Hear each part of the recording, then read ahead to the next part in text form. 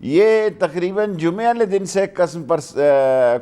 خسر پسر ہو رہی تھی اسلام آباد میں کہ یہ میچ ہوگا نہیں ہوگا، اور ہمیں یقین تھا کہ ہوگا۔ پہلے پی ایم ڈی اے کی سٹرائک تھی، اس کا رخ موڑنا چاہتے تھے، اور جب ہم نے ان کو اجازت دے دی کہ وہ گراس گراؤنڈ میں آ کے بیٹھیں اور پروٹیسٹ کریں، پھر ان کی یہ سکیم کامیاب نہیں ہوئی، تو باقی یہ سارا آج ہم نے بند کر دیا انٹیریئر منسٹری نے، کہ ویسے ہی وہاں ایک ڈی ایس پی صاحب بیٹھ کے اپنے آپ کو اوور کلیور بنتے ہیں کہ جی ایک الرٹ، تھریٹ الرٹ تو دیکھیں نا، مجھے تھریٹ الرٹ ہے، مجھ پہ خودکش حملے کے خطرات ہیں اور ان رائٹنگ خطرات ہے۔ اس کا مطلب ہے کہ میں اب ٹینٹ فش کر جاؤں، میں گھر بیٹھ جاؤں۔ دیکھیں اس ملک، اس خطے میں جو صورتحال بننے جا رہی ہے اس میں ساری دنیا کو شرمندگی اٹھانی پڑی ہے، ساری دنیا کی سبکی ہوئی ہے کہ 20 سال تک ایک سپر پاور یہاں بیٹھی رہی، لڑتی رہی، $1 ٹریلین خرچ کیے، اور آل آف سڈن وہ کہیں نظر نہیں آیا۔ افغانستان کی صورتحال پہ آپ کے پاس آؤں گا،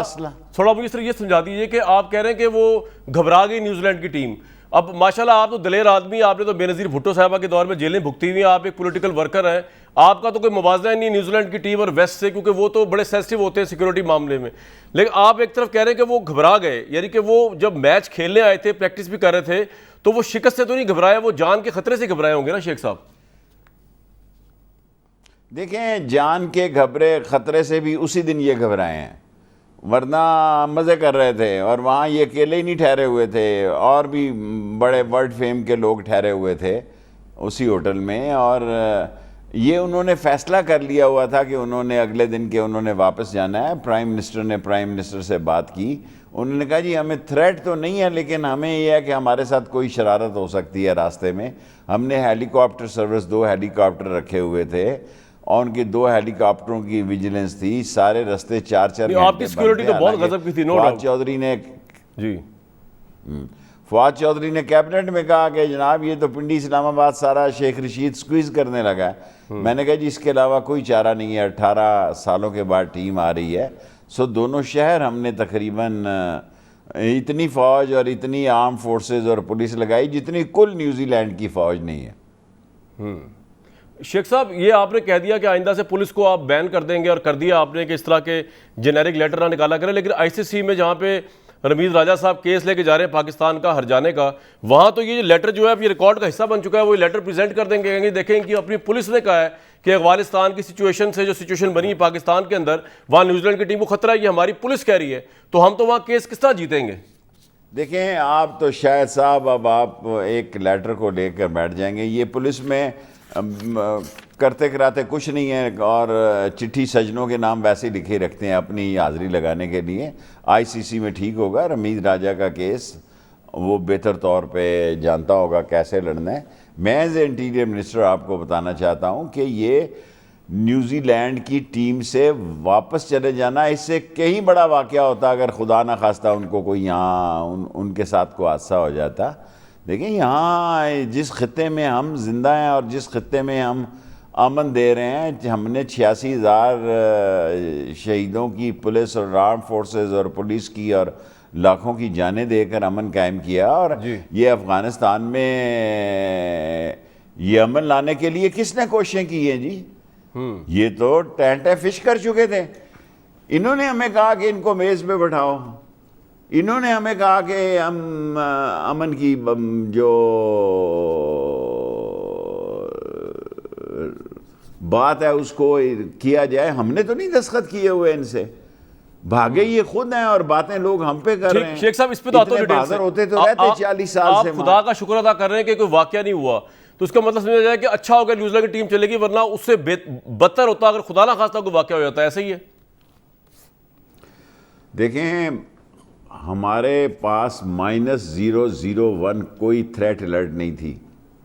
کیونکہ جو ان کے خیالات تھے وہ میں آپ سے شیئر کر رہا ہوں۔ ٹھیک، اب لندن کی ٹیم کا تو میں نے نیوزی لینڈ والے دن ہی کہہ دیا تھا کہ یہ اب جائیں گے، اب ویسٹ انڈیز بھی یہی کرے گی۔ میرا مطلب ہے ہمارے امیج کو نقصان پہنچانے کے لیے بعض لوگ دستانے پہنے ہوئے، بعض لوگ ماسک پہنے ہوئے، بعض لوگ